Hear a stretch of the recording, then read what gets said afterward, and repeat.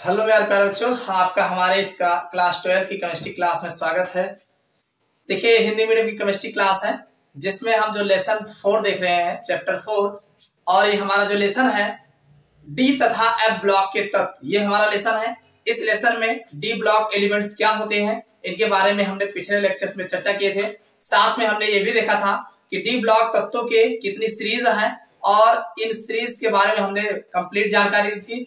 और D block तत्वों के सामान्य गुण कौन कौन से हैं जो एग्जाम में खूब नंबर लगा के पूछे जाते हैं, ये सब हमने पिछले लेक्चर्स में चर्चा किया है। अगर आपने नहीं देखा है तो नीचे डिस्क्रिप्शन में प्लेलिस्ट मिल जाएगा, वहां जा करके आप देख सकते हैं।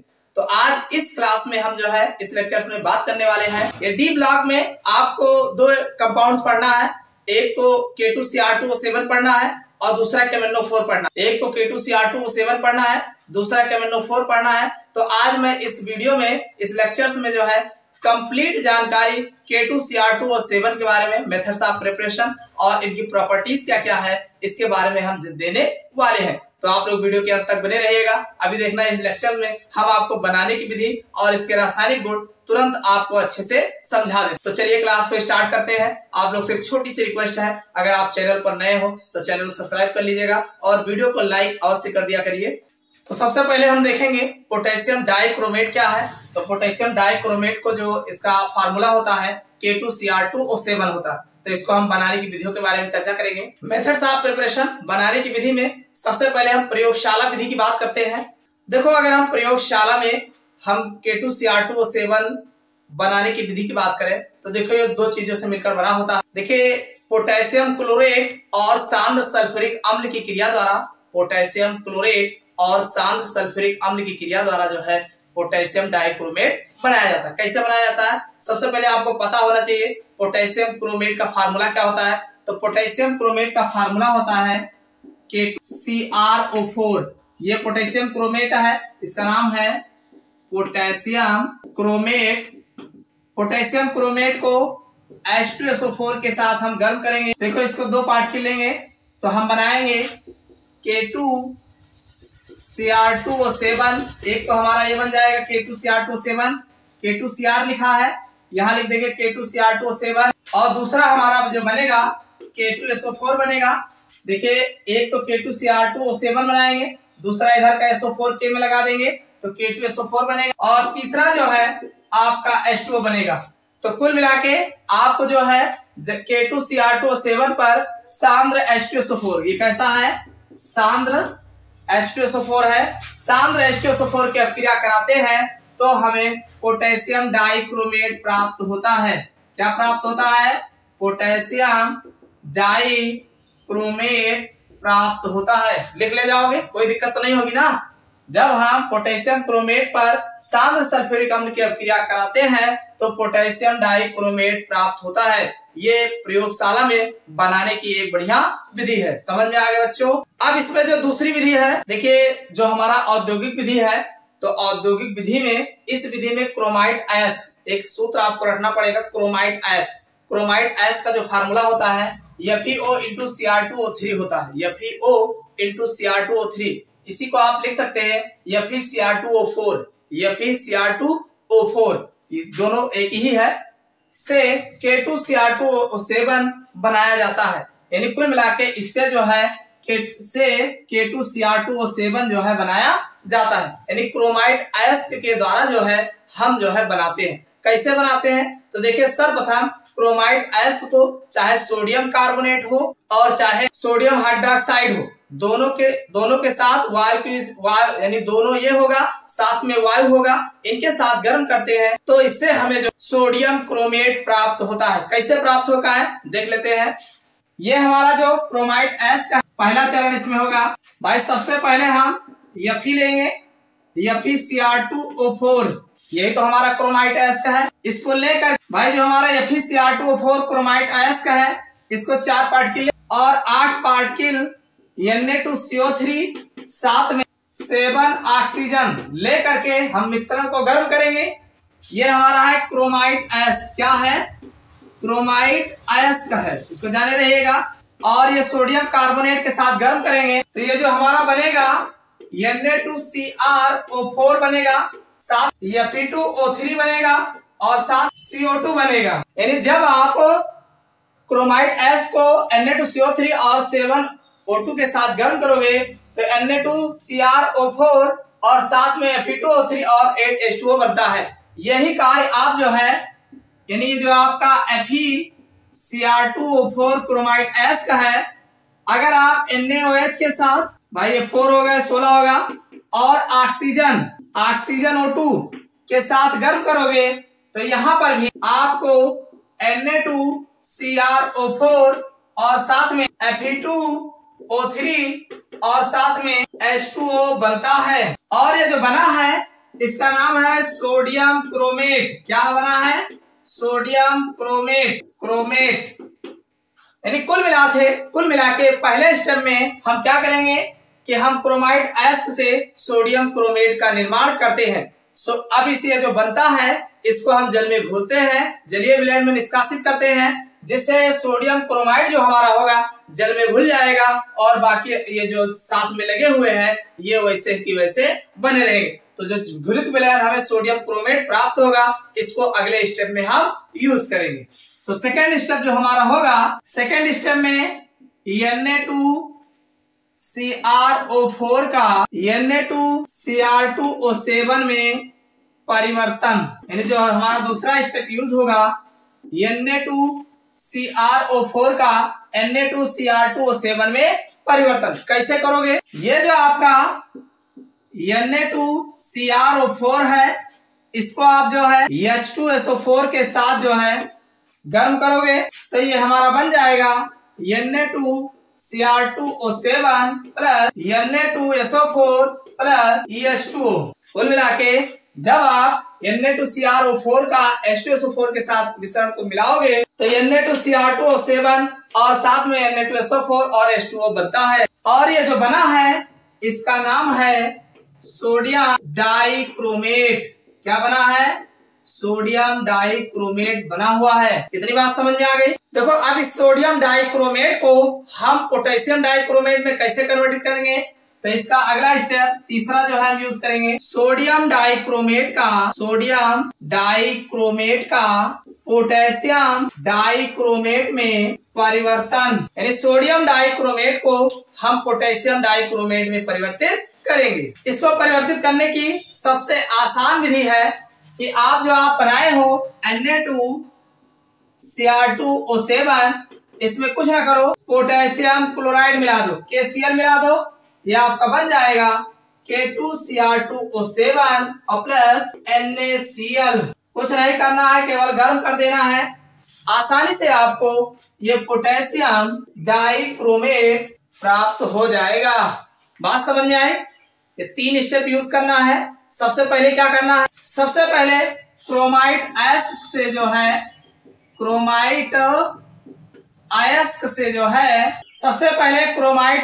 से सोडियम क्रोमेट बनाएंगे, सोडियम क्रोमेट प्राप्त करते हैं। सबसे पहला स्टेप हम यूज करेंगे कि क्रोमाइड अयस्क से सोडियम क्रोमेट प्राप्त करेंगे।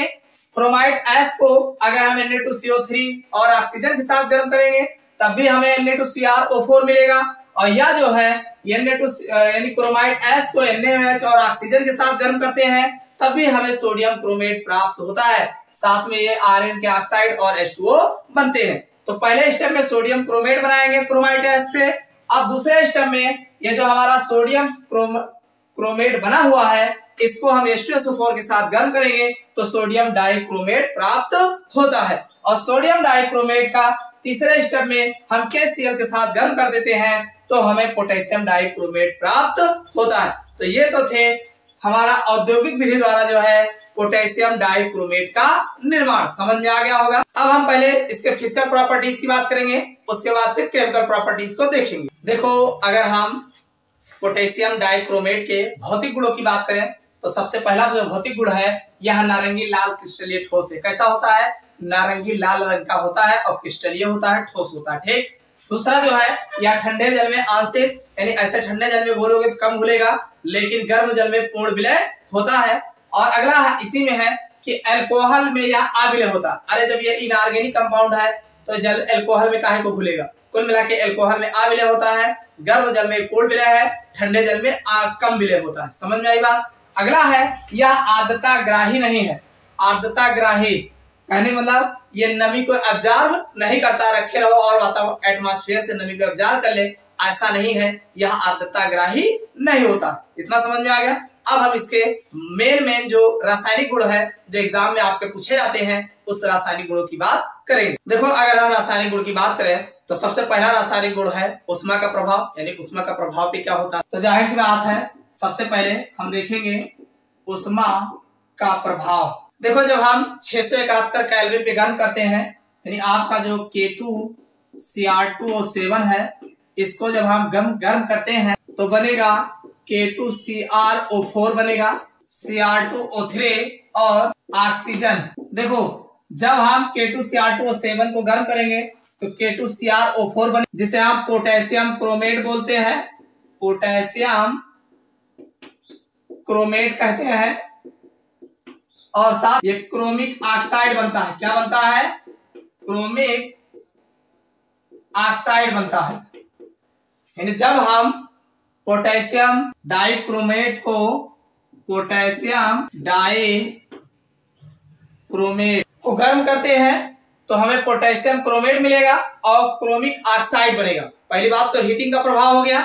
दूसरा हमारा जो इसका केमिकल प्रॉपर्टीज है, देखिए जो पोटेशियम डाइक्रोमेट है ये अम्लीय माध्यम में प्रबल ऑक्सीकारक का गुण प्रदर्शित करता है। इसको हम लिखेंगे ऑक्सीकारक गुण, ऑक्सीकारक गुण। तो कैसे प्रबल ऑक्सीकारक का गुण करता है अम्लीय माध्यम में? देखिए ये हमारा है K2Cr2O7, इसको जब आप H2SO4 के साथ गर्म करोगे तो एक तो बन जाएगा K2SO4, एक बन जाएगा Cr2SO4 का होल थ्राइस, और साथ H2O तो बनेगा ही बनेगा और नेसेंट ऑक्सीजन रहेगा। बात समझ में आई? नहीं समझ में आया? देखो पोटेशियम डाइक्रोमेट को जब आप गर्म करोगे H2SO4 कितना SO4 लगा? 4, एक यहाँ लगा है, 3 यहाँ लगा है, 3 1 4 पार्ट के आप H2SO4 लेंगे तो देखो K है, इधर SO4 है तो K प्लस SO4 नेगेटिव मिल करके K2SO4 बनाएंगे।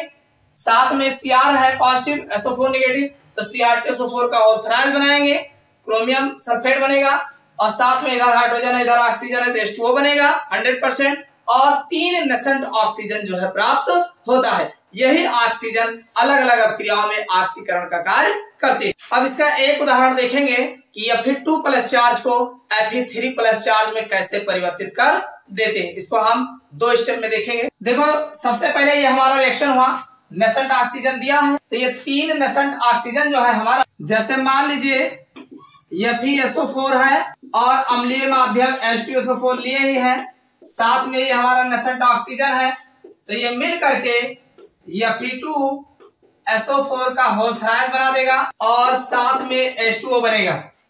तो इस प्रक्रिया में कुछ नहीं करना है भाई, 3 नेसेंट ऑक्सीजन यहाँ निकला है, एक ही लगाया हो तो यहाँ 3 से गुणा करा देंगे और दोनों अभिक्रियाओं को हम जोड़ देंगे। तो जोड़ोगे कैसे भाई? यहाँ पे क्या लिखा है? यहाँ पे लिखा है K2Cr2O7, साथ में 4 H2SO4 यहाँ है, पहले इसको लिख लो 2 FeSO4 और 2 यहाँ है, 3 यहाँ लगा, 3 दूनी 6, तो 2 के बजाय इसको 6 से लिख लेना।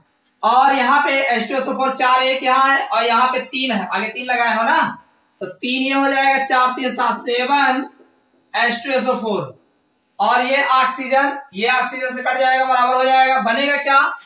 एक तो बनेगा K2SO4 यहाँ से प्लस दूसरा बनेगा Cr2SO4 का होल थ्राइस, और तीसरा जो है आपका Fe2 बना है 3 पार्टिकल Fe2SO4 का होल थ्राइस और साथ में 3H2O बनेगा। इन दोनों रिएक्शनों को आप जोड़ देंगे तो इसमें हुआ क्या है कि ये जो FeSO4 है, ये FeSO4 पर 2 नेगेटिव चार्ज होता है तो ये Fe पर 2 प्लस चार्ज बनेगा। तो यहाँ पे 2 प्लस चार्ज वाला Fe था और यहाँ पे देखो ये Fe2SO4 का होल थ्राइस, मतलब 2 नेगेटिव चार्ज अगर लोगे तो 3 दूनी 6 नेगेटिव चार्ज होगा, तो और ये Fe2 है मतलब 6 नेगेटिव होगा तो 6 पॉजिटिव होगा, तो 3 दूनी 6, इसका मतलब 3 पॉजिटिव चार्ज वाला हमारा Fe बनता है। तो कुल मिला के ये आपसी कारक गुण जो है 2 प्लस चार्ज वाले को Fe को 3 प्लस चार्ज वाले में परिवर्तित कर देता है, H2S को जो है S में विस्थापित कर देता है। तो ये इसके बहुत सारे आपसी कारक गुण हैं, एक पर हमने बात किया है, अब इसके हम दूसरे गुणों पर हम चर्चा करते हैं। दूसरी अभिक्रिया है H2O2 के साथ अभिक्रिया, H2O2 के साथ अभिक्रिया यानी हाइड्रोजन पेरोक्साइड के साथ अभिक्रिया। तो इसमें होता क्या है कि ये हमारा जो है K2Cr2O7 इसको H2SO4 अम्लीय माध्यम में H2O2 के साथ अगर हम ईथर की उपस्थिति में गर्म करते हैं तो बनेगा K2SO4 plus CrO5 plus H2O। समझ में आई बात की नहीं? यानी जब हम पोटेशियम डाइक्रोमेट को अम्लीय माध्यम में H2O2 के साथ ईथर की उपस्थिति में गर्म करते हैं तो हमारा K2SO4 और CrO5 और साथ में H2O बनता है। इसका नाम है chromic di peroxide, chromic di peroxide का निर्माण करते हैं। इसको ध्यान रखिएगा, बहुत मेन चीज है। अगली जो अभिक्रिया है क्षारों के साथ अभिक्रिया, क्षारों के साथ अभिक्रिया यानी पोटेशियम डाइक्रोमेट की अभिक्रिया क्षारों के साथ कराते हैं। देखिए K2Cr2O7 साथ में मान लीजिए हम KOH ले लेते हैं और जब इनकी उपस्थिति में गर्म करें तो हमारा बनेगा K2CrO4 प्लस H2O। इसका नाम है पोटेशियम क्रोमेट और ये जो है पीले रंग का होता है, पीला रंग। समझ में आया? यानी जब हम K2Cr2O7 को KOH के क्षार के साथ गर्म करते हैं तो पोटेशियम क्रोमेट पीले रंग का प्राप्त होता है। तो इस प्रकार से ये इसके केमिकल प्रॉपर्टीज थे जो मेन थे, हमने आपको बता दिए। एग्जाम में आएगा तो आपको 2, 3, 4 आपको लिखने रहेंगे। तो इस तरीके से ये जो है पोटेशियम डाइक्रोमेट के फिजिकल और केमिकल प्रॉपर्टीज थे। तो उम्मीद करते हैं इतना आपको समझ में आ गया होगा। तो इस क्लास में बस इतना ही। अगले क्लास में हम केमिनो 4 के बारे में चर्चा करेंगे।